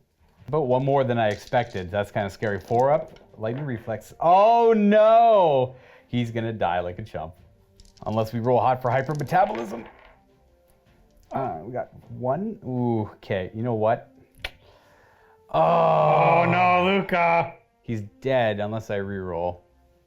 Yeah, I'm gonna re-roll it on a 4 or more. This is a different phase, so we're good. He's got 1 wound remaining. Oof. Okay, he's gonna retaliate now. He's gonna use his Neural Gauntlet, which is strength +1, -1, reroll wound rolls. Only AP 1 though, but I get an extra 2 attacks because a friend's on, because I charged. Hitting on 2s, that's a good start. And these wound on 3s, re-rolling because of the gauntlets rule. So we have 8 wounds as well, AP 1. Looking for 4s. So 4 of them will go down. So 4 will go down, and then Music of the Apocalypse will kick it, but he's also got a rule called Killing Rampage. Every time he slays a model, I get to make 1 additional attack. My turn, so I'll say that his additional attacks will go off first, and then he'll have 4 additional attacks because he killed 4 models. These hit on 2s, wound on 3s, 4 more saves. 4s. 1 dies. Okay, kills 5. And then that can't keep going on. If you kill that 1 more guy you kill doesn't get any extra attacks. It's like Red Fury from Vampires in Warhammer Fantasy. 1 more. But they get to do Music of the Apocalypse, baby. Now this has been errated. All I can use is my pistols. I can't actually use their guns. Right. So hitting on 3s. And 4s to wound. Oh Oof, wow, he's gonna live. So now my Demon Prince is going to go against your Assassin. I'll get +1 because of Hateful Assault. Looking for 2s to hit. Well, there's 1 for Death to the False Emperor. Huzzah. Looking for 3s to wound. Oh, that's a really good roll. She's got the 4-up invuln. Oh, 2 damage each. Oh, she still dies. I had to make 1 more. Oh, yes, there's 3 of them right there. Yeah. She tried. But she died. Got morale to do now. No more fighting. Starting with these guardsmen, they lost 2. Leadership 7. They're okay. And now this guardsman, I blew through a lot of my command points, so he is automatically run. These Noise Marines on a 4-up, they're going to run. Oh, I lose 1 of them, so I guess I'll lose him. And my last squad of 3, they are just going to boop, disappear. As I'll be losing D6 +3, so yeah, they're just gone. All right, so for my cards, I did get no prisoners because that one last unit ran away. Master of the Warp, you're able to deny the power I got off, so I don't actually get that. And my secret one is Psychological Warfare. My enemy has to fail a morale check. Oh, nice, Luka. Yeah. So you fail 2, I get 2 points. Or 1 point, but choose to keep Master of the Warp as well, or just Master the Warp. I think that was a really, really good turn. I did a little bit of damage to the assassins, or actually killed an assassin. This one over here is down to 1 wound left. I was hoping to kill it, but that's a little bit unfortunate. Current score right now is 8-6 in favor of the Emperor's Children, but I am running out of a lot of things, and there's a lot of firepower for the Imperial Guard. So let's go right away to turn 3. These are the 3 cards from the top of Vito's deck. I have to bury one of these. I'm going to get rid of Secure Objective 6 because he's got models already on top of it. And these 2 will just go back on the top in an order of my choosing. Hit. The 3 cards I'm going to be drawing, one of them is going to be Blood and Guts. I have to kill something in the fight phase. Another one is going to be Behind Enemy Lines. Essentially behind Luka's lines. Just get 1 model back there, yep. And then I have a Mystery Objective. Coming out of the Rhino finally is a unit of 10 Noise Marines, and they've already gone ahead and moved. The Rhino's going to go ahead and move. We may as well advance it. I'll use one of Luka's dice. Extra 3. Bam, and it's going to go ahead right behind Luka's lines. Behind enemy lines. I'm going to hold off for the middle, but this one fiend is finally going to jump out. Gonna fight an assassin. Yeah. What about these Noise Marines? They're not in combat anymore because the one who ran away was the one that was within an inch. You know what? I think we might just stay there. Okay. Rhino might just stay there too. Okay. And last but not least, my Demon Prince is going to jump, bang, right to there. Be hyper aggressive. Demon Prince is going to cast Diabolic Strength as we go into the Psychic phase. Huzzah! Ooh, we get it with an 8. I'll try and stop it. Need a 9 with the Primaris. No, that's a 7. Demon Prince now has +2 strength and 1 extra attack. Going into the shooting phase, the entire squad of Noise Marines is going to go into your general, Luka. Colonel Strachan. He's fine. This might be overkill, but I'm going to spend 1 command point for Excruciating Frequencies, giving them +1 strength and giving them damage too. The Blastmaster for heavy D3. There's only 1 there? There's only 1. Oh yeah, 1 shot then. Hits on a 4. Oh, it hits. Looking for a 2 to wound. That's a wound, and I fail my save, so it's D3 +1 damage. Let's gonna be 2 damage so far. Strachan's got 3 wounds left. And 24 shots on 3s. Rolling the 1s. Okay. And looking for 3s to wound. I'll have you know that's 1 fail wound there. I'm just gonna roll these dice, and he is dead. Yeah, actually, that's just 6 damage right there. Whoop! Warlord kill. We're gonna swing over to this flank, where the Noise Marines are no longer in combat, so they can shoot. Where am I gonna shoot? The Master Blaster, or Sonic Blaster will fire into that, and then the champion with his bolt gun will fire into them. Yeah. Or you can fire more. Wait, you know what? Everything into the last cannons. Last cannons are stranger danger. Bolt gun fails. Heavy D3. 1 hits on a 3 because it didn't move. Hey, Nice. 2 to kill? Yep, kills that 1 base. Go fire the Rhino, but see if it Alright. kills first. On 6. It does not. Rhino now hits on 4s, and we'll target the last cannons. Oh wow, both hit. 3s. 1 wound. 5 up armor. We're good. Going to the charge phase, Fiend will charge your assassin. Okay, well I will throw a melt-a-bomb, I guess. That's what he's got. 1 shot. It misses. We make it. Oh hey, yeah you do. May as well charge the Noise Marines just in case. Welcome to the fight. And now, We're gonna go with my Demon Prince, who is gonna charge everything in this cluster. yeah, I can't overwatch. He's got a nasty artifact or relic. Charging. 5 is pretty. You know what? cool, I'm though. gonna spend a command point. So I'm gonna spend that 1 command point for Honor of the Prince, or Dark Prince. It changes one of these dice to a 6, so it goes to a 9. So then he's just gonna go. That is Vito's last command point. And I got 1 cooking myself. So that's it for that charge. That's it for charges in general. And the Noise Marines, they're gonna go ahead and charge these 2 heroes. Just the 2 psychers. Just go, bam. Oh, wow. Bam. Nope. Nope. Now with everything stacked up on him, he's got 10 strength, 10 attacks. He's got 7 for his double talon, 1 for charging for hateful assault, 1 for charging because of his warlord trait. Yes. It's one of the 2. Either, yeah, it's the And warlord. then my psychic power, and then he gets +2 strength from the psychic power, and then another +1 strength. For charging as well. So he gets +1 attack and strength for charging. His psychic power gives him +2 strength and an extra attack, and then hateful assault. So that's 10 strength, 10 attacks into. I declared everything. 2 attacks are going to go into him, and then everything else is going to go into your tank commander. All right, so we'll start with the attacks into him then. Hitting on 2s. Rerolling if needed, and 2s to wound. He is going to take 4. Does take him out. And then 8 attacks into your tank commander. Rerolling Ooh, the ones. 6s are a big deal there, folks. 4 deaths to the false emperors. Rerolling the 1s. Bye-bye, tank. Looking for 3s to wound. Oh, maybe not.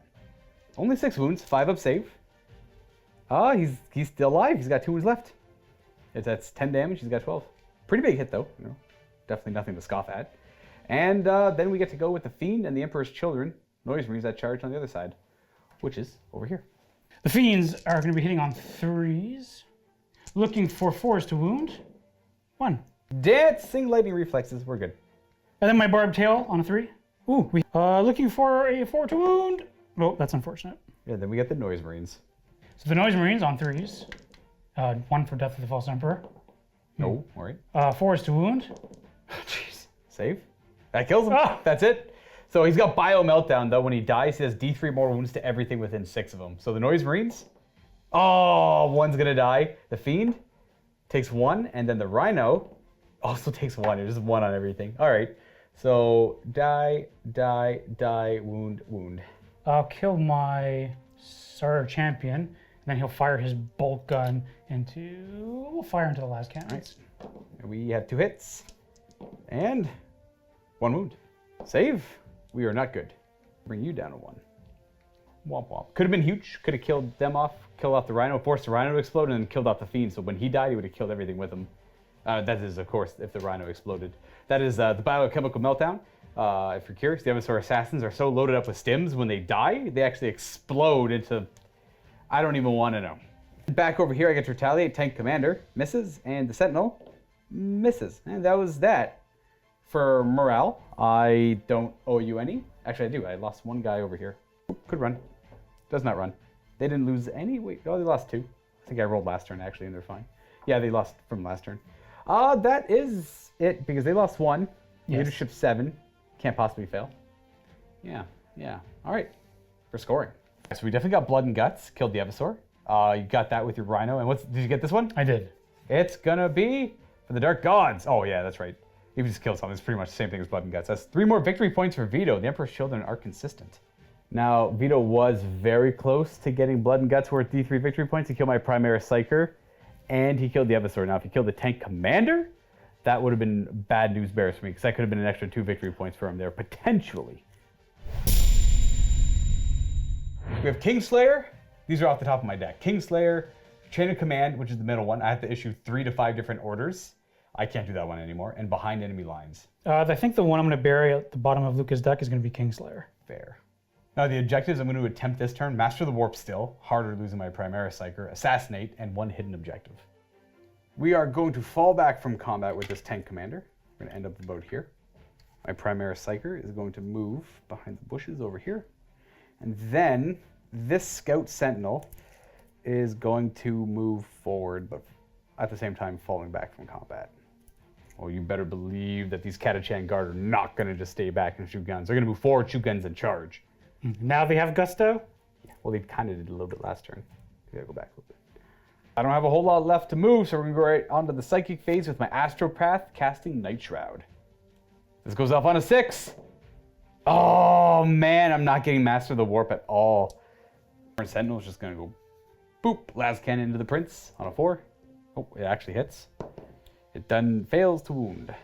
We'll try the Vindicare, it's kind of cool. 1 shot of the Demon Prince. Let's do this. We didn't move, we hit on a 2. We do. We wounded on 5s. Oh, we got a 1. And I will not be rerolling it. Tank Commander is going to go ahead and pop smoke on itself as well. Las Cannons into the Demon Prince. I got to save that last command point. We hit on... Oh, no! We missed everything. Last Guns, I was going to roll this twice. We got 1 hit, because I had 3 dice in my hand. 3 hits at wound on 6s. We have 1 wound. 3-up save. Oh, he takes a wound. Oh. Down to 5. Interesting. Sentinel can see the head of the Demon Prince. We're going to take a shot at it. We miss. Oh, that's pretty much all my chances to kill it. I thought for sure I had him. I guess we'll proceed to fire guns over here. These 2 Las Cannons are going to fire into the Rhino, and the Las Guns will fire into the Noise Marine. Las Guns into the Noise Marine, both miss.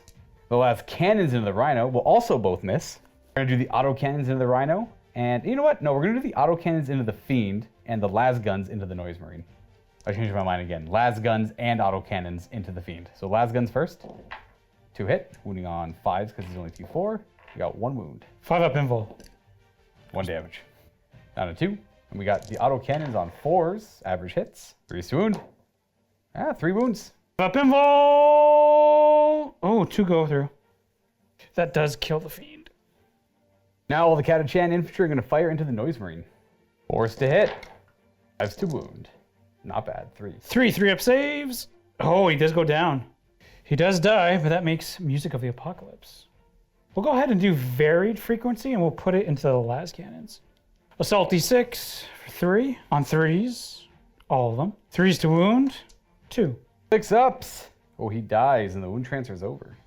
Gonna go ahead and charge the Rhino with these guys. Rapid fire. Nothing. Go, Catachan, go! 12. Heck yeah. Okay, we are just gonna go pretty far up and around with these guys. I gotta do some risky plays over here to compensate for the fact that this all went awry. So we are gonna charge the Sentinel into that Demon Prince. So he doesn't have any Overwatch. We're gonna make it with a 4. So that's gonna take us to here. The Las Cannon team are gonna make their way in there as well. Yes, they do. Boom. That Las Cannon team will attack first, hitting on 4s. Oh, nice job, team. 5s to wound because they're strength 4. We have 2 wounds. 3-up save. Good. Okay. Demon Prince is going to go next. He's going to be putting 5 attacks into the Sentinel. Everything else is going into the... This is the Las Cannon heavy weapon team. Yeah. Going with the weapon team, hitting on 2s. That's going to be everything. 2s to wound. Double 1. Oh, dang. Oof. So we got 5 more attacks into the Sentinel. And then the 5 attacks, Sentinel. That's everything. Oh, boy. Looking for 3s to wound at strength 9. Ah. It's -2. These are 5-up saves. He's got 6 wounds, so I got to make 2 of these. Come on! Oh man, no, nothing's really good. I know I have a command point, but I need that command point for my next turn. So he's pretty much dead, which kind of throws off my turn. So I have to re-roll it. I do, he lives. So I put him down to 2 health remaining. I was gonna spend that command point on the new stratagem the Astra Militarum have to make Leman Russes always fight at full strength. So I wouldn't care if I was wounded or not. I'd be hitting on 3s again and all that good stuff. My Sentinel gets to attack. It hits. Does it wound? No. Then my Catachan infantry squad over here will attack the Rhino. I got hit me on 4s with their 10 attacks. Strength 4, 5s to wound. We got 1 wounding hit. 3 up. Oh, I'm good. Rhino has 1 attack on a 6. Nothing. I owe you leadership on this las cannon team. Oh, we're just gonna run away. With that Demon Prince persisting through everything I fired at him, my whole turn, my whole plan was a wash. I did not get this secret objective. I didn't get kill a character, and I didn't master the warp because my Astropath just refuses to get a psychic power off. So I'm gonna scrap master the warp. Man, I'll let you think about it. I'm just gonna keep him. You gonna keep them? I'm just gonna keep him. Current score right now is 12-6 in favor of the Emperor's Children. Luka tying up that Demon Prince is going to be a big deal because I really wanted him to just go ahead and start rampaging now that he can finally do things. But let's see what I can do into turn number 4. So here are the 3 cards from the top of your deck. I'm gonna get rid of no prisoners because it's very easy for you to kill things at this point. And these will stay on the top. We'll go like this though. Bam. The 3 objectives for Vito, mission critical objectives. So you have to roll a d6, and that's what you're going for. Number 3, which is by the tree. We'll show it in a second. Witch Hunter, kill a Psyker, and then a mystery objective. And looking at all this nonsense over here, again, I got lucky with this. Kind of screwed up my plan a lot, though. We got objective number 3 behind that tree, where all the action was going on earlier. Advancing the Fiend on objective, was that 1 over there? Yeah. He goes 18. And the Fiend is just gonna go over to here. Demon Prince is falling back. Oh, yeah. That's unfortunate. Bang. He's got 5 wounds remaining. I'm gonna advance the Rhino. 2, okay. You know what? I'm just gonna keep it here. Maybe I'll get a line breaker. I don't see myself really shooting at him too much. The squad staying still, moving at all? Any plan with them? I think they are just gonna stay right where they are. And shoot lots of guns. Okay, well, that's pretty much it.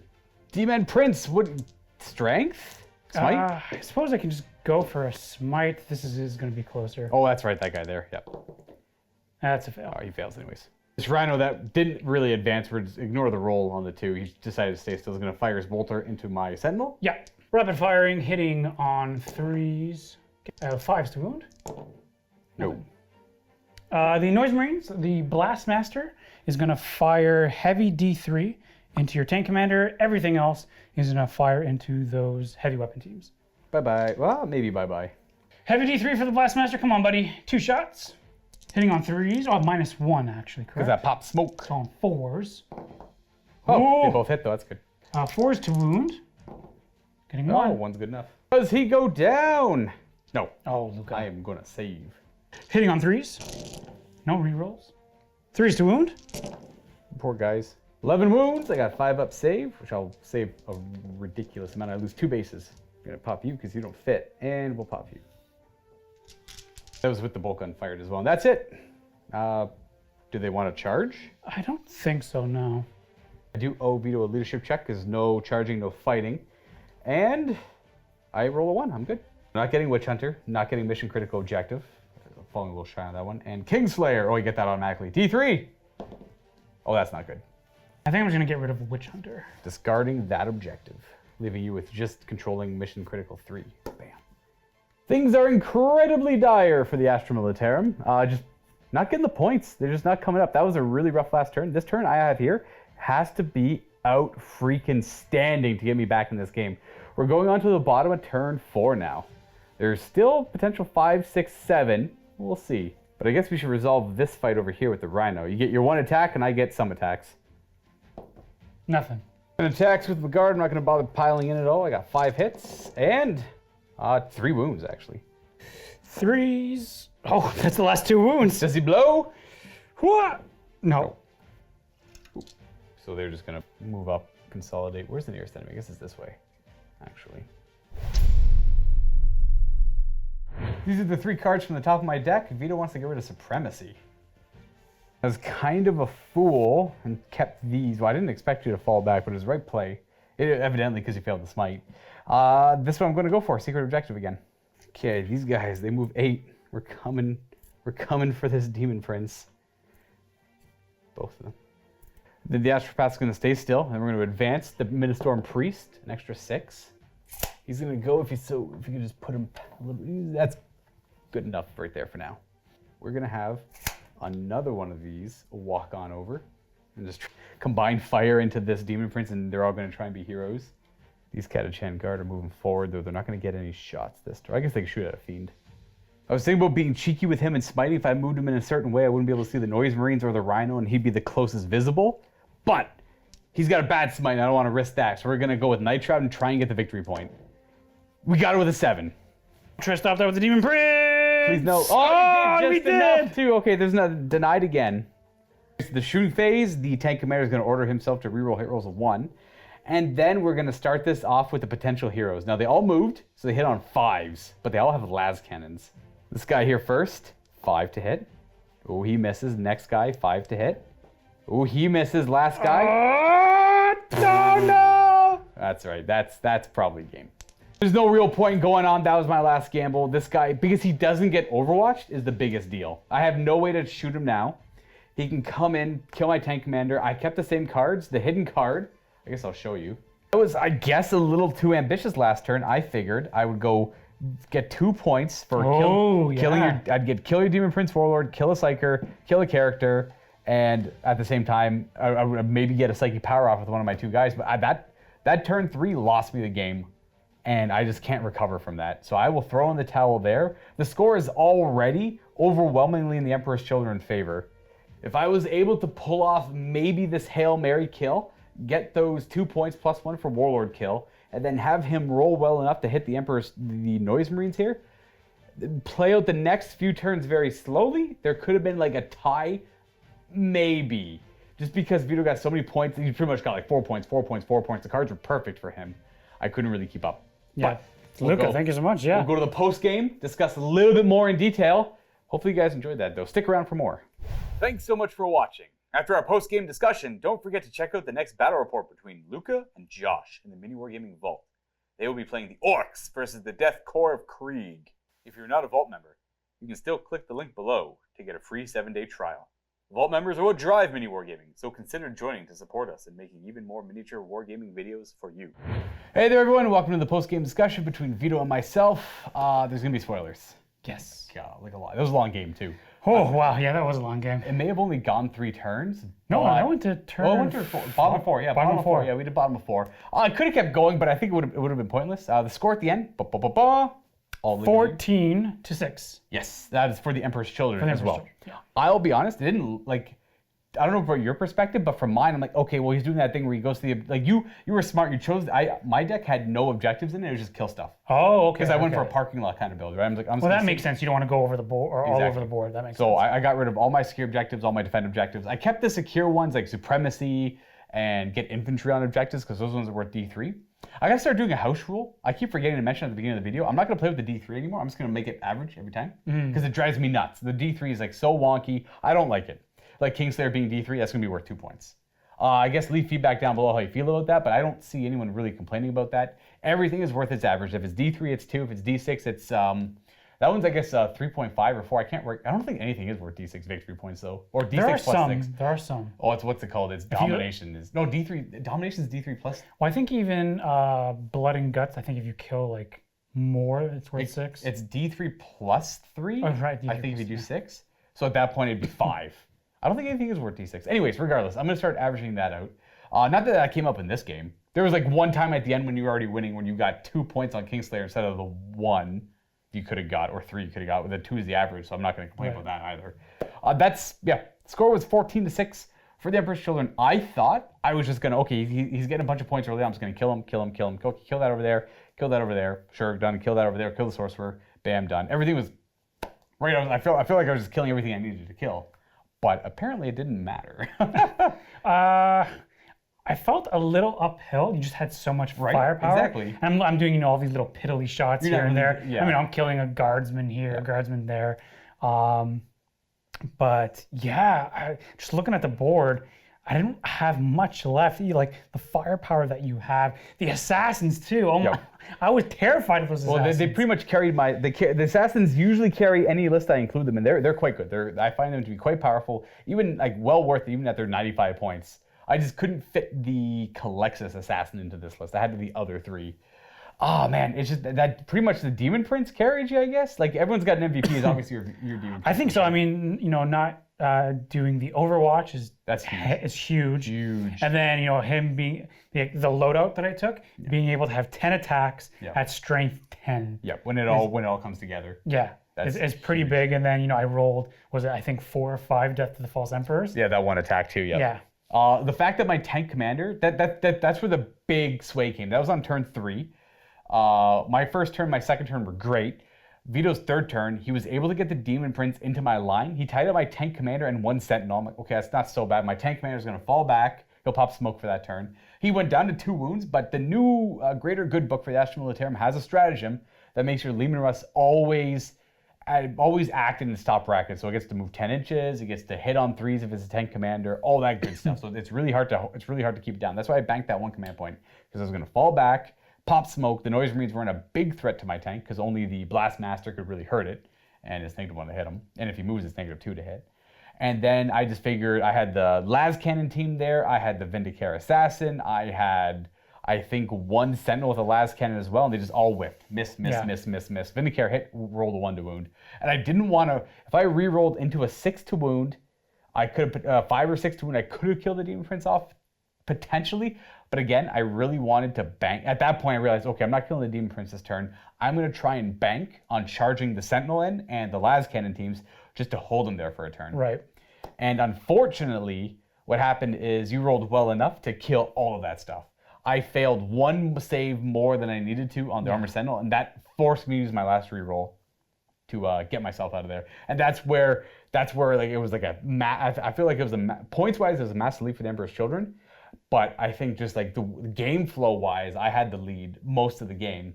And then on that charge with the Demon Prince, lost it all. Yeah, I would have to agree with that. Like firing as much firepower as I did with the Noise Marines, it's piddly shots.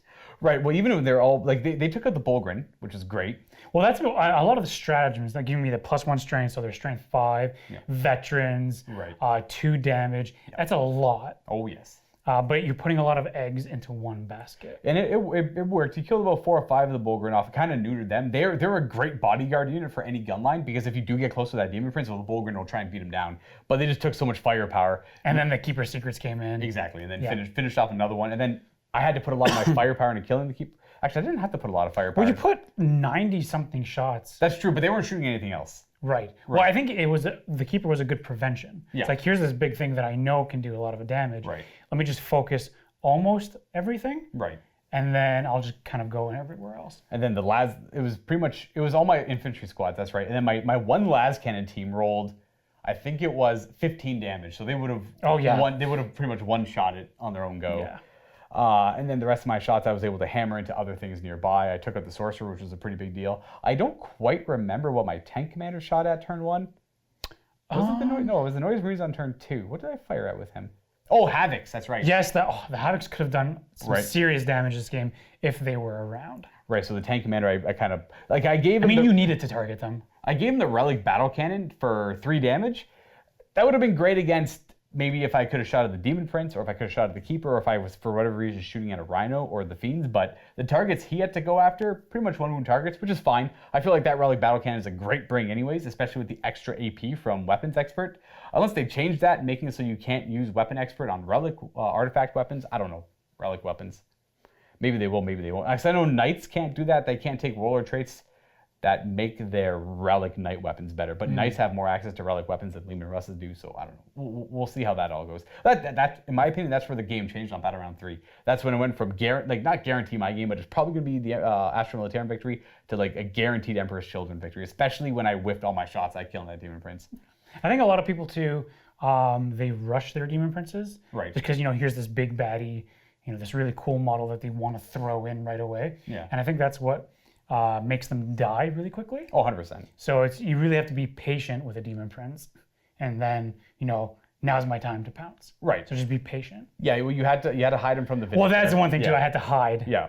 You had to make sure you don't charge until you have a guaranteed charge. It is something that's got value as well, such as the tank commander, turning him off for a turn, essentially. Yeah. Because if he wasn't turned off for that turn, the Demon Prince right there, pretty much guaranteed death. Yeah. Or the Vindicare staring him down. The Vindicare is not meant to kill Demon Princes, he's meant to kill infantry. Yeah. Because he always wounds infantry on 2s, always hits on 2s. Now, if I get lucky, if I roll a 6 or a 5 to wound, then yeah, I can do a lot of damage, but it's not guaranteed, Yeah.